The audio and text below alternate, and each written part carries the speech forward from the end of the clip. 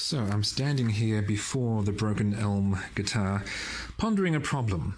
So much of what I have done thus far in my fledgling career as a luthier has been about fixing my problems and, in fact, usually making the situation better than it was before the problem arose. So making the best of a bad situation. The bad situation is this. This pickup cavity is misshapen. That one's okay. I was going to put pickup rings on here. But I think what must have happened is the template that I used for routing the shape of the pickup cavity wasn't secured properly and moved during the routing process. I'm trying to remember. It was some time ago. And so I set this aside and was thinking in the meantime about what to do about this problem. You know, I could have just routed the whole area out and mounted the pickups in a scratch plate. But that would cover up the beautiful resin and wood grain, and I didn't want to do that with this guitar, so I've come up with a crazy solution. A crazy solution indeed. Keep watching, you'll see what I do.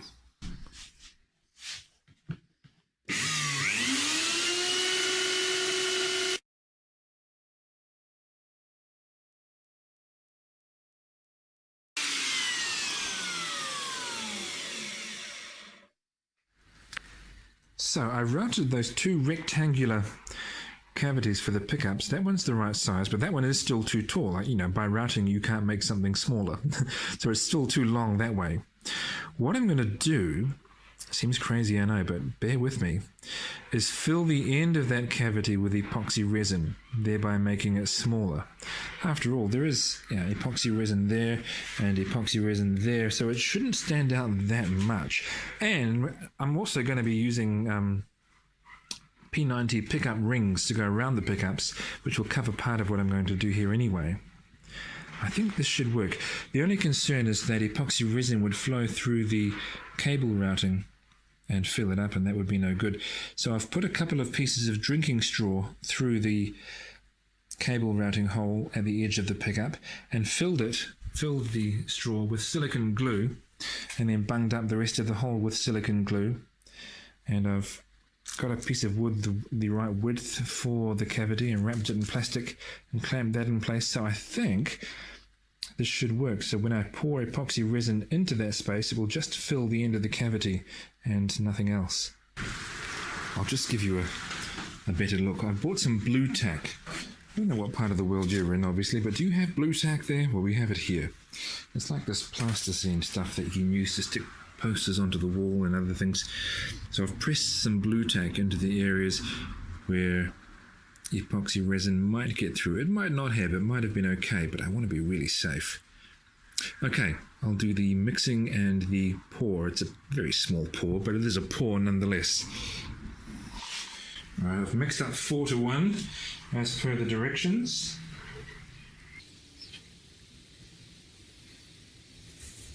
I'll just get the heat gun so I can warm that and encourage all the bubbles to dissipate.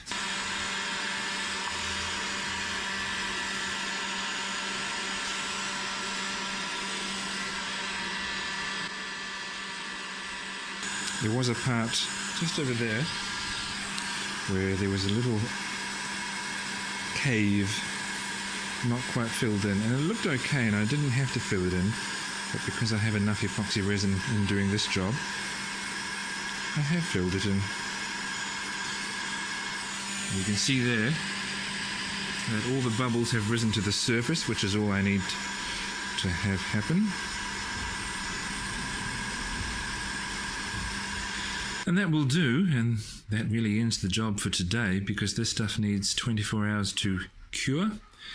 I'll come back tomorrow.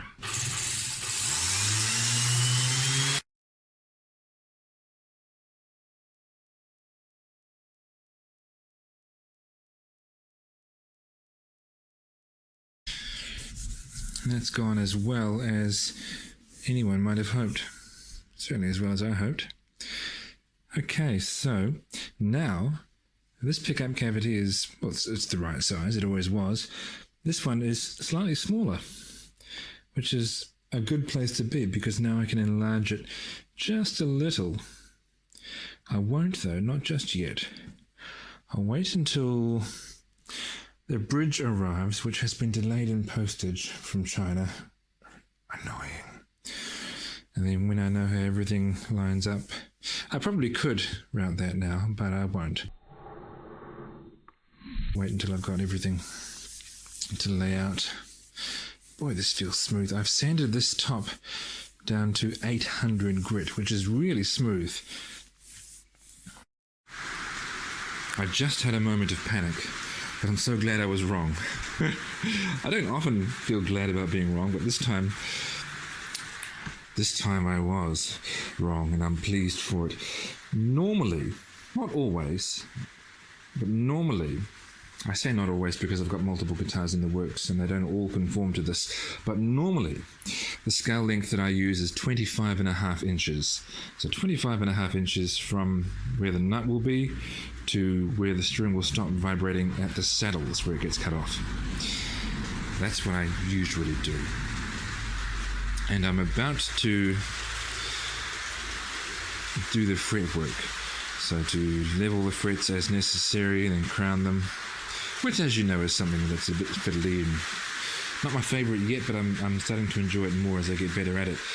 And so the first thing you do is you make sure that your neck is straight and true, so that you are levelling frets based on a straight neck.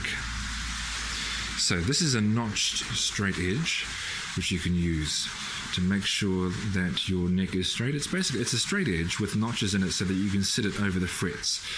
It's got two scale lengths. That side there is based on the 24 3/4 inch scale. And this scale here is based on the 25.5 inch scale. And I thought to myself, right, well, I use 25.5 inches.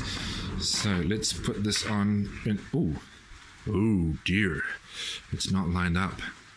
And then a flash of terrible realization came over me, and I thought, oh, that's a shorter scale there. So let's put the 24 3/4 inch side down, and yes, that lines up perfectly. And I thought to myself, oh no, I normally use 25.5 inch scale lengths, so I would have set the guitar up, including the bridge holes and the pickup placement, based on a 25.5 inch scale. And it's been a long time since I started this guitar, so I don't actually recall doing it differently. So I thought, I've ruined the guitar. I wasted it.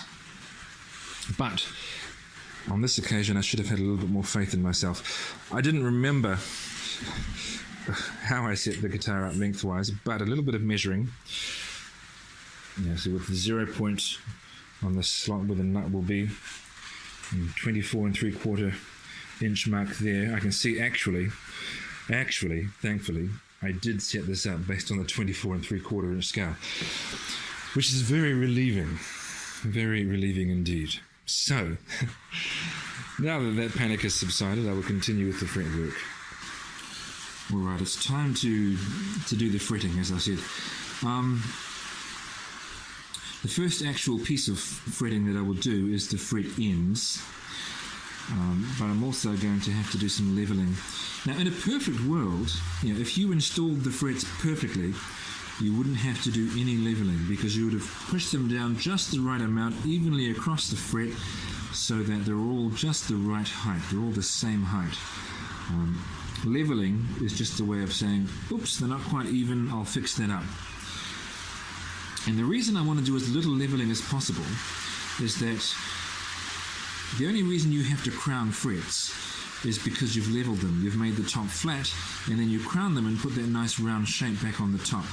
And I have a long way to go when it comes to my fret crowning, but even if I were better than I am, you're never going to get a crown on there that is as good as the original shape of fret wire. That's perfect.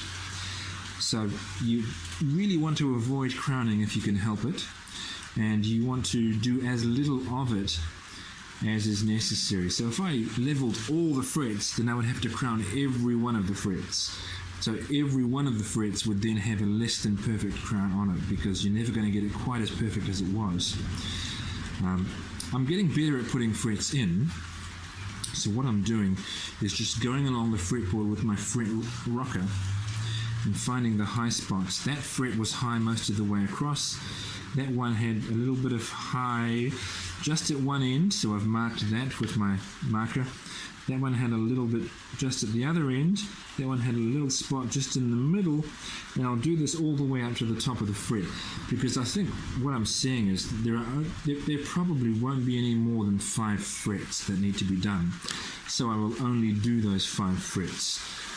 I will level them with a file rather than running a leveling beam or a leveling file all the way along the fretboard. Let's see how that turns out. So I'm fairly sure that I've gotten all the little peaks down to the same level now, with just one remaining.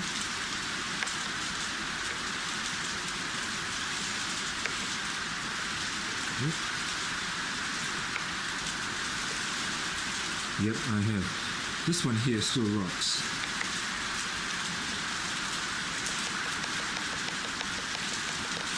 There's rain on the roof, so I'm not sure how clearly you can hear that,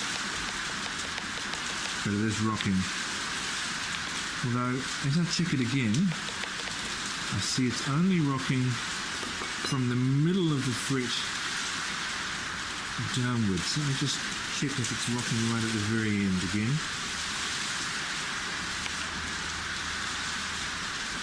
It's not. Only just that area there. So now I'm going to file off what I've just drawn on and then check it again.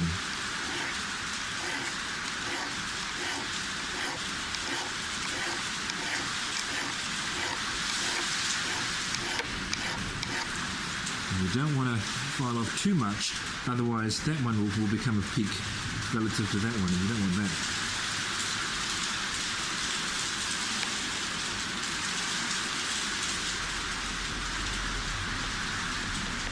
Just the slightest little bit left at one point, so I'll just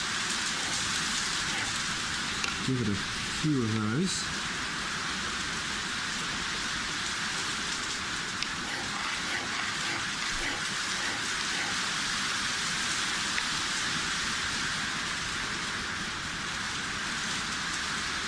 And that's not rocking at all now. Great. Okay, that was the last one. Now, I can see clearly the ones that I've filed because they've got a scuffed up crown. I will just re-crown each of those individually. I've got a metal fret protector that you'll see in a moment. Oh no, I won't. First of all, I'll do the ends, then I'll come back and do the crowning.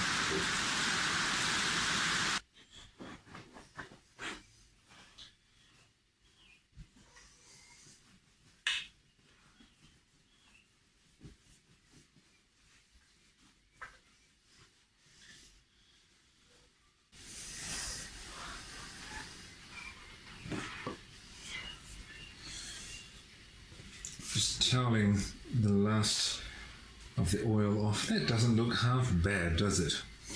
Not in the least. I mean, obviously the front, the top is the star of the show, but the back's all right. The back of that neck is certainly something worth looking at. Okay, what next? Well, the bridge hasn't arrived.